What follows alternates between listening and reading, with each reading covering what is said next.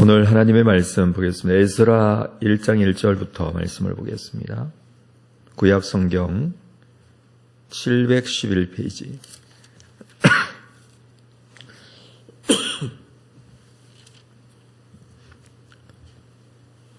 711페이지입니다. 에스라 1장 1절부터 11절까지 말씀을 한 절씩 교독하겠습니다. 바사 왕 고레스 원년에 여호와께서 예레미야의 입을 통하여 하신 말씀을 이루게 하시려고 바사 왕 고레스의 마음을 감동시키심에 그가 온 나라에 공포도 하고 조소도 내려 이르되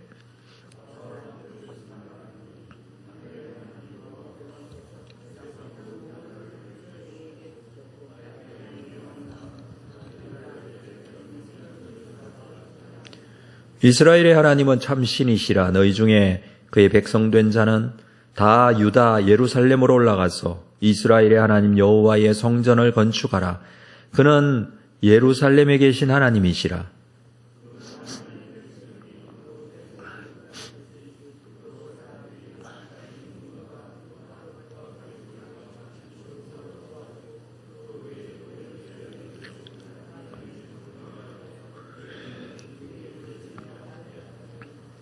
이에 유다와 베냐민 족장들과 제사장들과 레위 사람들과 그 마음이 하나님께 감동을 받고 올라가서 예루살렘에 여호와의 성전을 건축하고자 하는 자가 다 일어나니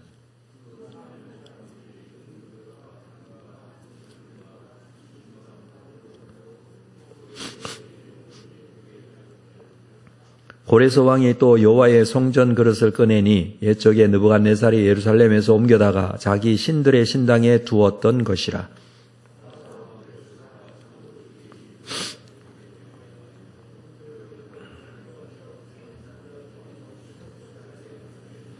그 수는 금접시가 30개요, 은접시가 1000개요, 칼이 29개요.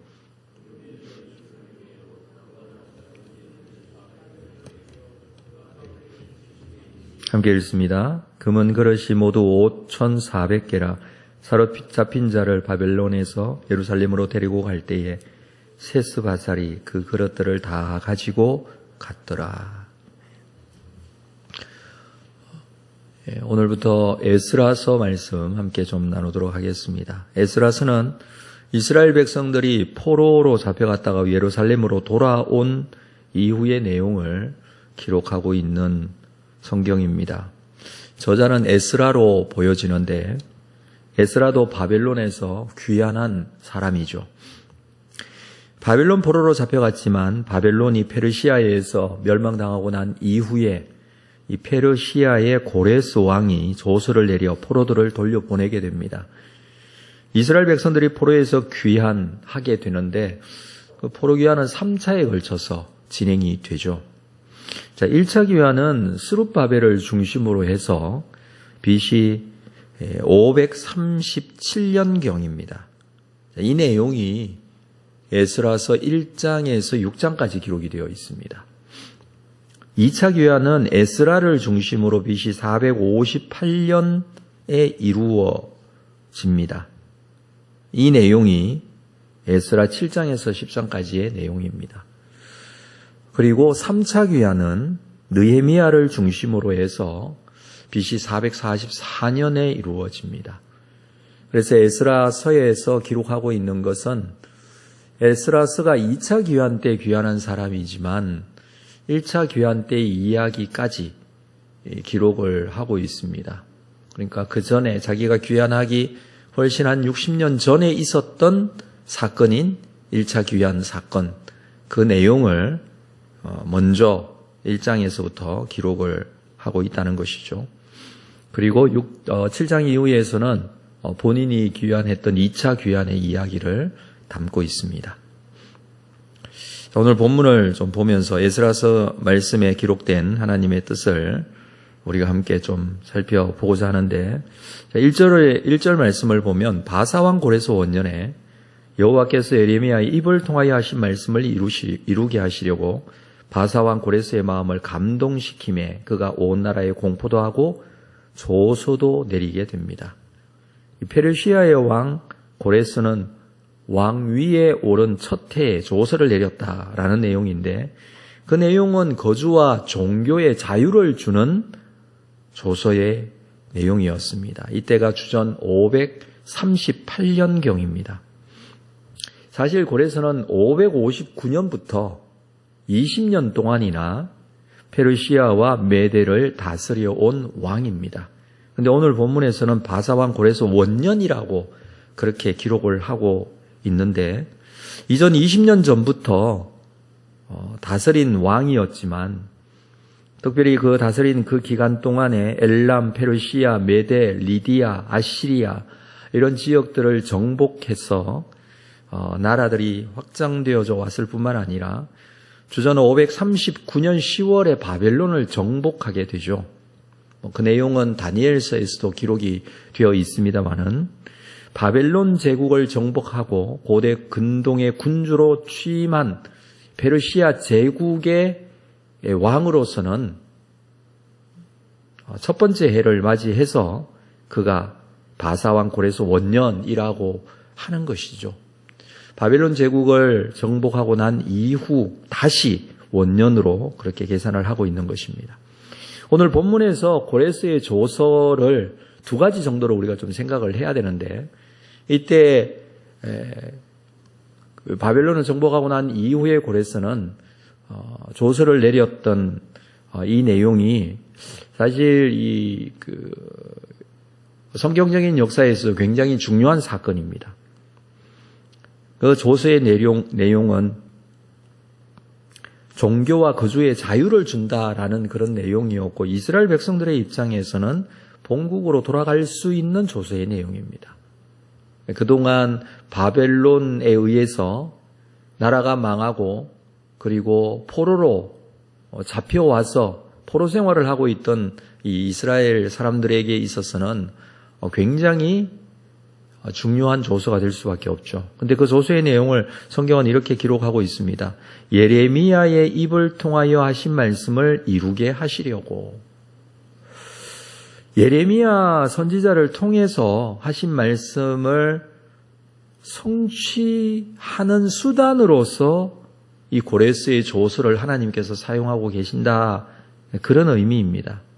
예레미야는 이스라엘 백성들이 바벨론에서 70년을 지낸 다음에 본국으로 돌아올 수 있다라는 말씀을 이미 예언을 했습니다. 예레미야 25장에 나오는 내용이죠.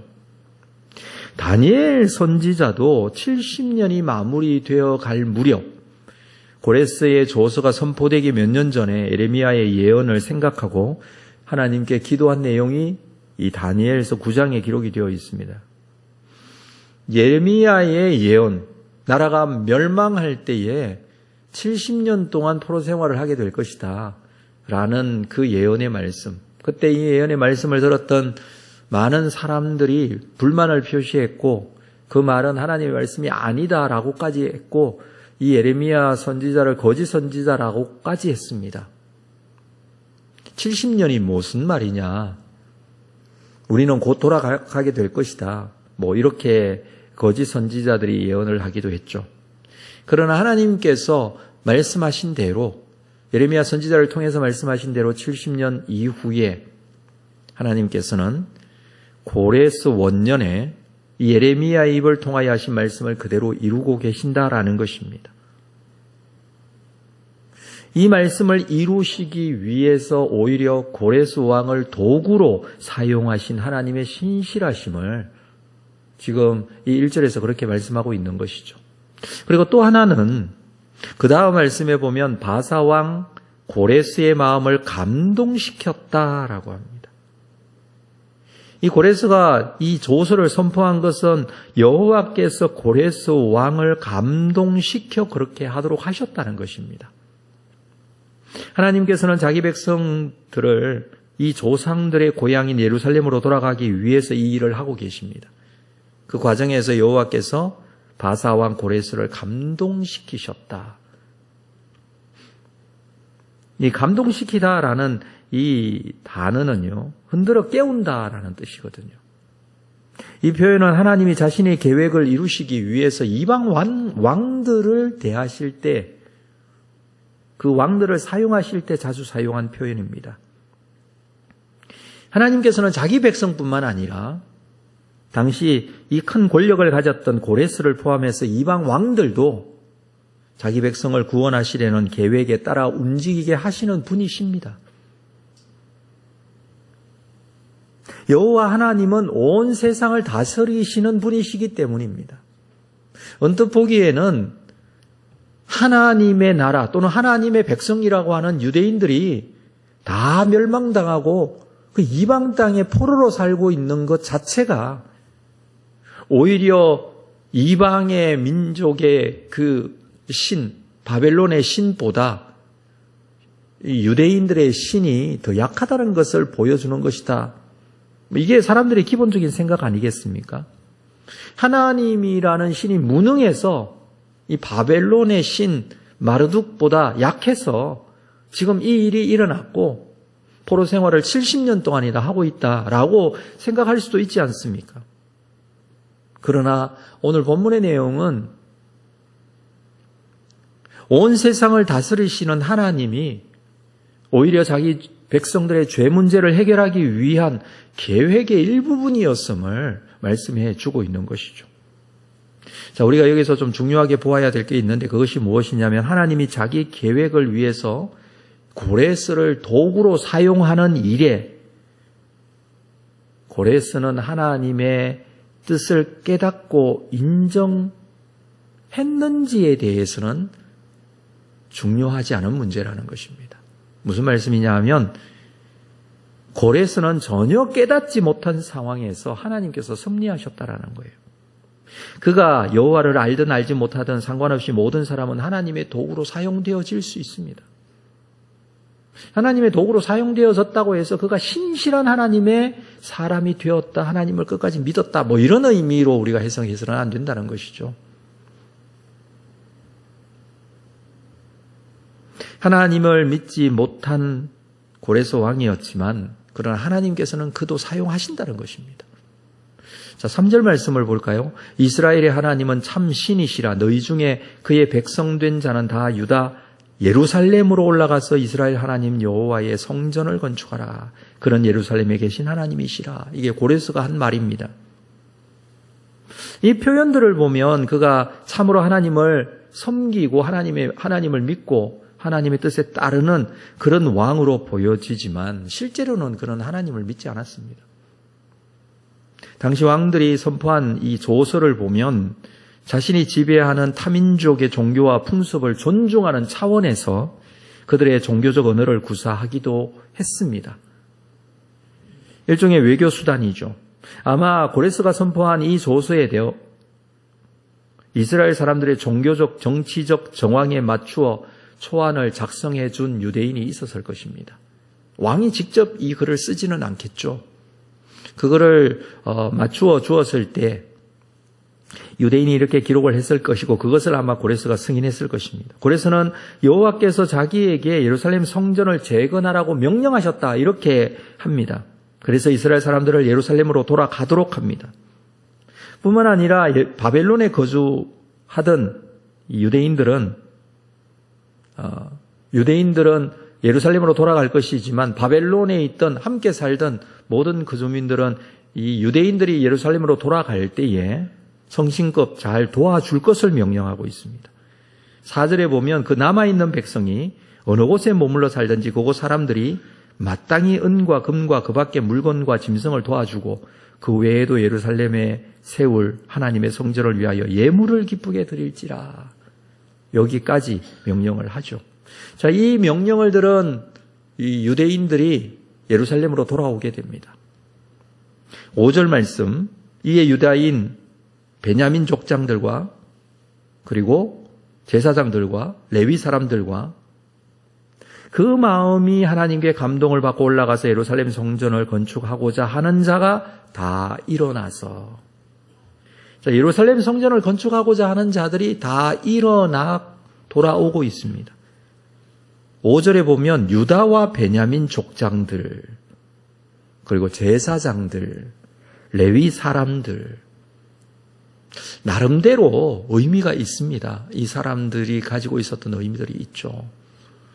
왜냐하면 마지막 남유다가 멸망할 때에 이 남유다와 베냐민, 이 민족, 이 지파 사람들 중심으로 바벨론에 의해 멸망당하고 그 바벨론 포로로 끌려갔기 때문이겠죠. 뿐만 아니라 이 성전에서 섬기던 제사장들과 레위인들도 여기에 포함되어 있다 이렇게 표현을 하고 있습니다. 그리고 거기다가 마음이 하나님께 감동을 받고 올라가서 예루살렘 성전을 건축하고자 하는 자, 이 사람들이 다 일어나 돌아오게 됩니다. 하나님께서 준비하시고 작정하신 이 회복의 일을 감당하기 위해서 일어난 사람들입니다. 물론 이때 귀환한 사람들이 이 바벨론 지역에 살고 있었던 유대인들 중에 얼마나 될까요? 여러분, 다 돌아온 게 아닙니다. 통계적으로 본다면 최대한 30% 정도 된다고 합니다. 그러니까 돌아온 사람이 돌아오지 않은 사람이 돌아온 사람보다 훨씬 많죠. 여기에서 이 감동을 가진 사람들이, 성전을 건축하고자 하는 감동을 가진 사람들이, 또 나름대로의 직분을 가지고 있고 명분이 있는 이 사람들이, 유다와 베냐민의 족장, 제사장 레위인들, 이들이 준비하여 일어나서 예루살렘으로 돌아오고 있다는 것이죠. 60년 전에, 70년 전에 포로민으로 잡혀온 사람들입니다. 뿐만 아니라 그들의 자손들입니다. 그러나 그들은 그 마음이 하나님께 감동을 받고 일어나고 있습니다. 이것을 제2의 출애굽이라고도 합니다. 우리가 잘 알고 있듯이 애굽에서 노예 생활을 하고 있던 이스라엘 백성들이 하나님께서 그들을 구원하시고 애굽에서 나오게 하시고 가나안으로 인도하셔서 살게 하셨습니다. 이제 바벨론 포로 생활에서 다시 예루살렘으로 돌아오게 하고 계십니다. 이 일에 고레스 왕도 하나님의 감동하심을 받고 이 일을 진행시킨 것입니다. 하나님께서 감동하는 이 사람들이 일어나 예루살렘으로 돌아와 성전을 다시 세울 것을 준비하고 있습니다. 마찬가지로 저는 우리에게도 하나님께서 감동하신다라고 생각합니다. 어떤 감동을 하실까요? 하나님께서 우리에게 원하시고 또 기뻐하시는 하나님의 감동하심이 무엇일까요? 그것은 다시 일어나 온전한 신앙으로 회복하는 것이고, 그것은 다시 일어나 하나님과의 관계가 온전해지는 것이고, 어쩌면 코로나로 인해서, 어쩌면 여러 가지 이유들로 인해서 하나님과의 관계가 무너졌다면 그것을 다시 회복하기를 원하시는 하나님의 감동하심이 우리 모두에게도 있다는 것이죠. 주님과의 관계가 이전보다 무너졌다면 다시 일어나야 하고, 예배가 소홀해졌다면 다시 일어나야 합니다. 이 하나님의 감동하심에 순종하는 하나님의 백성이 되어야 한다는 것이죠. 오늘 이 1장의 말씀에서는 이것을 우리에게 말씀해 주고 있습니다. 여전히 우리에게도 하나님은 찾아오셔서 감동하십니다. 하나님과의 관계가 온전히 회복되어지기를 원하는 마음으로 그 감동하심에 순종하는 여러분들 다 될 수 있기를 주님의 이름으로 축복합니다. 기도하겠습니다. 하나님 아버지, 오늘 이 아침에도 에스라 말씀을 우리가 함께 나눕니다. 주께서 우리에게 주신 12월 첫날 이 말씀을 붙들고 한 달을 시작합니다. 주님께서 우리의 심령을 붙잡아 주시고 감동하시는 뜻대로 순종하는 귀한 은혜가 있도록 인도하여 주옵소서. 예수님의 이름으로 기도합니다. 아멘.